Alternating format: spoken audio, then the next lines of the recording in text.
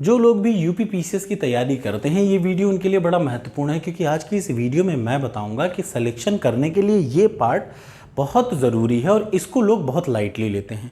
और आज मैं आपको बताऊंगा कि इसका भी अपना अलग एक तरीका है लिखने का, और ये है ऐसे। अगर आप आरओ की भी तैयारी कर रहे हैं तो उसमें भी निबंध आता है, और बड़ा गजब का निबंध लिखना पड़ता है, तभी जाके अच्छे से आपके नंबर आते हैं, ठीक है। लेकिन बड़ा कम मेहनत करके आप यहाँ पे मार्क्स गेन कर सकते हैं। तो चलिए शुरुआत करते हैं। मैं आपको बताने जा रहा हूँ ऐसे के बारे में। यूपीपीसीएस चाहे 2023 हो, 24 हो, 25 हो, किसी भी तैयारी को कर रहे होंगे यूपीपीसीएस की, तो ये आपके लिए बड़ा फायदेमंद होगा और आगे आप इसको कभी भी यूज़ कर सकते हैं। जो ऐसे आता है वो आता है 150 नंबर का, ठीक। और आगे मैं आपको ये वीडियो इसलिए बना के दे रहा हूं ताकि अब जब आप टॉपर्स कोड पे अपने निबंध को अपलोड करेंगे तो इसी मर्म के साथ, इसी फीलिंग्स के साथ अटेम्प्ट करिएगा, और मैं अब उसको चेक करना शुरू करूंगा। हफ्ते में सिर्फ एक दिन अटेम्प्ट किया करिए, संडे को ये ऐसे का पार्ट उठाया करिए फिलहाल के लिए। और जब एग्जाम नज़दीक आएगा तो कम से कम 2 से 3 बार आपको हफ्ते में ऐसे की प्रैक्टिस करनी ही पड़ेगी। तो चलिए शुरुआत करते हैं। 3 सेक्शन होते हैं यूपीपीसीएस में निबंध में, कुल 150 नंबर का होता है। 50-50 नंबर के 3 निबंध आपको लिखने होते हैं। 2024 की भी तैयारी कर रहे हैं तो बड़ा ज़रूरी है, ध्यान से सुनिएगा। 3 निबंध आते हैं, हर निबंध की कीमत कितनी होती है? 50 नंबर, 50 50 50, ठीक। 150 नंबर का कुल पेपर होता है और 3 घंटे का समय होता है यूपीपीसीएस में, ठीक है। यहाँ पे तीनों सेक्शन के अलग अलग भावनाएं हैं। 700 वर्ड के आपको 3 निबंध, जैसे पहले सेक्शन ए में 3 टाइप के आएंगे, उनमें से कोई एक अटेम्प्ट करना है। सेक्शन बी में 3 आएंगे, उनमें से एक, और सेक्शन सी में 3 आएंगे, उनमें से एक। टोटल आपको 3 निबंध अटेम्प्ट करना है। जो पहला सेक्शन ए है, याद रखिए, वो होता है भावात्मक निबंध। कैसा होता है? भावात्मक निबंध। मतलब मैं आपको बढ़िया समझा रहा हूँ। भावात्मक का मतलब यहाँ पे आपको अमूर्तता, फिलोसॉफिकल बातें ज़्यादा लिखनी होती हैं। मेरी बात याद रखिएगा।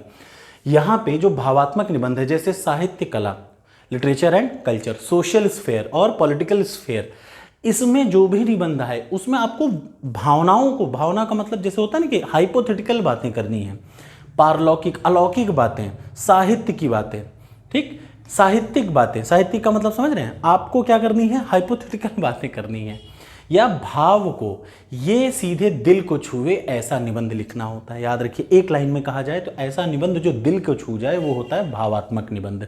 तो इसको लिखते समय आपको कभी भी ज़्यादा डेटा का प्रयोग नहीं करना, तथ्यों का यूज़ कम से कम किया जाता है सेक्शन ए में। ये बात दिमाग में बिठा लीजिए। सेक्शन ए का निबंध भावात्मक होता है, इसमें तथ्यों का कम से कम यूज़ किया जाता है। अलौकिक, पारलौकिक, हाइपोथेटिकल और फिलोसॉफिकल बातें ज़्यादा करनी होती हैं इस निबंध में, बजाय कि आप अपने तथ्यों को और आंकड़ों को रखें। दूसरा जो सेक्शन होता है साइंस, इन्वायरमेंट, टेक्नोलॉजी, एक कंफर्म है इन तीनों में से एक टॉपिक से आएगा। दूसरा है इकोनॉमिक स्फेयर और तीसरा है एग्रीकल्चर। अब एक समझदार आदमी होगा तो मैं जैसे आपको सजेशन दूंगा और आगे चल के मैं आपको एक एक निबंध का पैटर्न भी बताऊंगा कैसे लिखना होगा। जैसे देखिए, लिटरेचर एंड कल्चर एक ये है जिस पे आप आराम से मेहनत करेंगे, और आपका एक प्रश्न, मतलब आपको क्या करना है, तीनों सेक्शन में से कम एक सेक्शन पे कमांड रखिए कि लिटरेचर और कल्चर से आएगा तो अब चाहे जैसा भी आ जाए, मेरे पास 10-15 कोटेशन होनी चाहिए, हिंदी, इंग्लिश, संस्कृत तीनों में, ठीक। अच्छा, सबसे ज़रूरी बात, ये जो ऐसे होता है ये आप 3 भाषाओं में से किसी एक भाषा में लिख सकते हैं, हिंदी, इंग्लिश या उर्दू। 3 भाषाएं हैं, 3 में से कोई ऑप्शन भी, आप चाहे हिंदी में लिखिए, चाहे इंग्लिश में लिखिए, चाहे उर्दू में लिखिए। देखिए, साइंस हो गया, इन्वायरमेंट हो गया, टेक्नोलॉजी, अगर एक समझदार आदमी होगा जैसे मैं कहूँ तो मुझे ये वाला सेक्शन बहुत पसंद है। इस पे सारी कोटेशन, सारी चीज़ें, सारे जितने भी डेटा है मेरे पास, मैं उनको अलग से इकट्ठा करके रख लूँ। मेरी बात समझिए। हो सकता है साइंस में आपका पढ़ा हुआ ना है, लेकिन रहेगा तो साइंस और टेक्नोलॉजी से रिलेटेड ही ना। आपके जो कोटेशन हैं आप इन पे आपको बढ़िया बना के रख लीजिए, ठीक। और कुछ समझदार लोग जब रहते हैं तो वो क्या करते हैं, 2 टॉपिक को एग्रीकल्चर पे भी पढ़ लेते हैं और साइंस एंड टेक्नोलॉजी और इन्वायरमेंट पे भी पढ़ लेते हैं, ठीक। तो आपको हर टॉपिक, मतलब अब आप सोचे तीनों चीज़ को कवर कर लेंगे तो नहीं कर पाएंगे, कोई 2 टॉपिक कवर करिए। जैसे पहला, तीसरा, यहाँ पे क्या काम कर लीजिए, लिटरेचर, कल्चर और पॉलिटिकल स्फेयर यहाँ पे कवर कर लीजिए। तीसरे में देखिए, नेशनल और इंटरनेशनल इवेंट हो गया, और दूसरा हो गया नेचुरल कैलामिटीज़। मतलब इसमें जो सी वाला पार्ट है, यहाँ पे आपको सेकेंड वाले पार्ट का पूरा एक बुक भी आती है। आप जब देखेंगे नेचुरल कैलामिटीज़ की एक बुक आती है, आप जाइए उसको मार्केट से कोई भी लेते आइए, ठीक। आपको इन सभी टॉपिक पे जो जो नाम दिया है खूब बढ़िया सब कुछ तैयार करना है, कोटेशन का यूज़ जरूर करना है। अब मैं आपको बता दूं, पहला जो सेक्शन होता है भावात्मक, दूसरा होता है विचारात्मक, विचारात्मक, ठीक, और तीसरा होता है वर्णनात्मक, वर्णनात्मक। याद रखिएगा 3 टाइप के निबंध, 3 सेक्शन होते हैं। ऐसा कि नहीं कुछ भी भर दे, हर में डेटा भर दे। लिटरेचर कल्चर में आपको डेटा कम डालना है।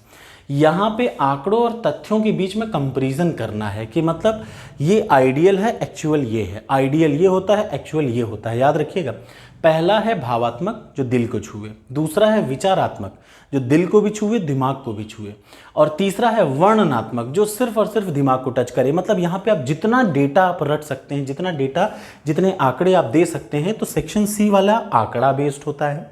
सेक्शन बी में कंपैरिजन किया जाता है ओरिजिनल, आइडियल और एक्चुअल में, वर्ण मतलब तथ्य और आंकड़ों में। और पहला वाला जो रहता है उसमें क्या रहता है, उसमें आपको फिलोसॉफिकल बातें ज़्यादा करनी रहती हैं। तो अब लिखते समय इस चीज़ का याद रखिएगा, पहले वाले में डेटा कम होना चाहिए, दूसरे वाले में थोड़ा डेटा आप यूज़ कर सकते हैं, बट यहाँ पे आंकड़ों और तथ्यों के बीच में आपको सामंजस्य बिठाना होगा, अंतर करना होगा। और तीसरा प्योरली क्या है, वर्णनात्मक, एक्सप्लेनेटरी, प्योर आंकड़े दीजिए, एक्सप्लेन करना है कि तथ्य क्या है, आंकड़े क्या, ये ले लो, बड़ा सारे आंकड़े दे डालिए। अब आप क्या काम करिए, टॉपर्स कोड पे एक एप्लीकेशन पड़ा हुआ है, पहला टेस्ट फ्री है, आप उसको अटेम्प्ट करिए, इसी तरीके से 3 निबंध करिए, उसके बाद सबमिट करिए। उसको 1 हफ्ते में मैं चेक करके वापस उसी पे अपलोड कर दूंगा, और कहाँ क्या सजेशन है वो सजेशन भी इसी तरीके से लिख जाएगा। Thank you so much. अगर आप आरओ की भी तैयारी कर रहे हैं तो भी बड़ा फायदेमंद होगा, पीसीएस की तैयारी कर रहे हैं तो भी बड़ा फायदेमंद होगा, एक बार ट्राई करके देखिएगा। ठीक, पहला टेस्ट फ्री ऑफ कॉस्ट मैं आपको अपलोड कर चुका हूं टॉपर्स कोड पे, निबंध का, उस पर अपलोड करिए निबंध। पहला निबंध देख के लिखिए, दूसरा निबंध बिना देखे लिखिएगा। याद रखिएगा, पहला निबंध देख के लिखिए, दूसरा बिना देखे लिखिएगा। Thank you so much.